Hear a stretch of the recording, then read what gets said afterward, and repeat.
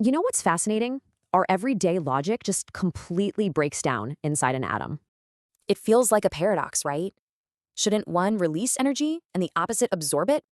To solve this, we gotta ignore our world and look at the universe's strongest glue.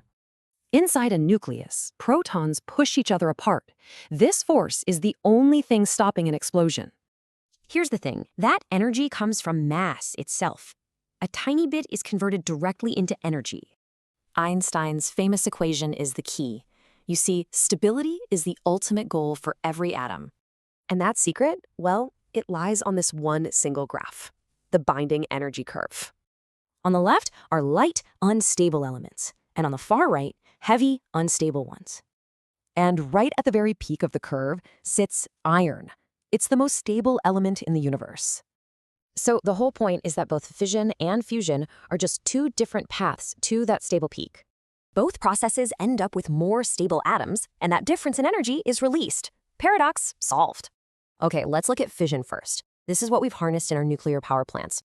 This kicks off a chain reaction. When controlled, it generates power. Uncontrolled, it's a bomb. Now for fusion, this is much, much harder to start because nuclei naturally push each other apart. So where does this even happen? Well, it's the engine that powers our sun and every single star. The sun fuses 600 million tons of hydrogen every single second. It's a truly cosmic scale process. Now, what's really interesting here is just how different the inputs and outputs are for these two.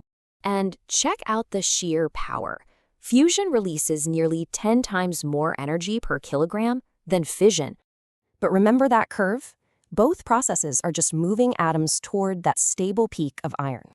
That simple curve might just hold the key to the future of energy for our entire planet.